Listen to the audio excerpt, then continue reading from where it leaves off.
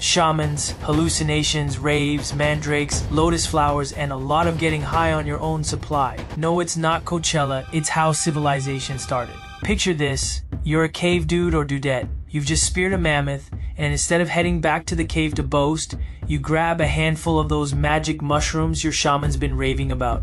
You're not quite sure what's about to happen, but you pop them in your mouth because, let's face it, there's no Netflix and definitely no chill in this era. Psilocybin mushrooms were the main show in this prehistoric rave. And no, these weren't just any fungi. These bad boys grew wild, sprouting up like nature's VIP pass to the astral plane. Shamans, aka the local spiritual guides / drug dealers, would down some shrooms and boom. Next thing you know, they're communicating with spirits, talking to animals, and possibly coming up with the first ever cave graffiti. Legend has it, one of these shroom-fueled vision quests was responsible for humanity's first eureka moment. Fire.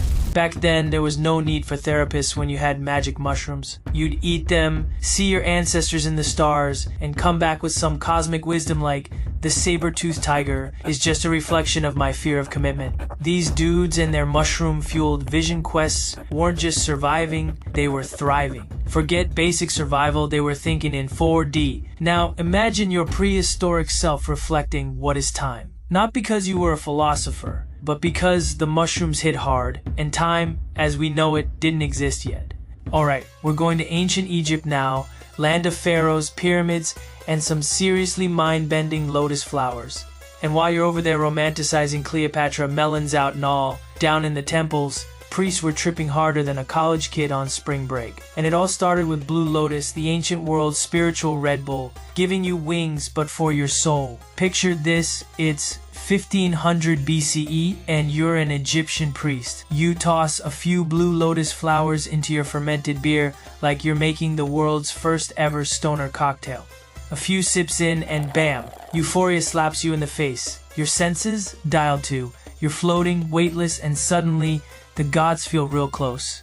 You're vibing with Osiris, and for the first time in your life you're wondering, is my soul even worthy of the afterlife? These sacred priests weren't just getting high for fun. Oh no, they were using these trips to talk to the gods, supposedly guiding the fate of Egypt. Yep, while the rest of society was building pyramids and dealing with actual life and death struggles, these guys were out here, zoning out on flower juice, claiming divine wisdom. Welcome to Mesopotamia, where people were busy inventing everything, writing, the wheel, and of course the OG trippy herbal concoctions. They didn't call this place the cradle of civilization for nothing. While they were out here setting the stage for humanity's future, they were also getting lit on one of nature's weirdest little plants, mandrake. Now, mandrake wasn't your basic root vegetable. Nope, this freaky looking plant came with a reputation for taking you to another dimension. Or at least helping you hallucinate your way through another boring day of empire building. Ever seen a mandrake root? Looks like a twisted little human, which was more than enough for ancient Mesopotamians to think, oh yeah, this thing's gotta be magic. And when they weren't using it to summon gods or talk to spirits, they were probably slipping it into drinks at Mesopotamian raves for some quality visions. Picture this, you're a high priest because let's be real, only the elites got the good stuff. Casually sipping on a mandrake-infused potion during a ritual to chat with the gods. Suddenly the walls start melting, the air's buzzing, and you're seeing gods racing across the sky on chariots like it's the next season of ancient Mesopotamian Got Talent. Meanwhile, shamans, basically the original influencers, would be out here boasting about their wild trips, telling everyone about their visions like some ancient Instagram live session.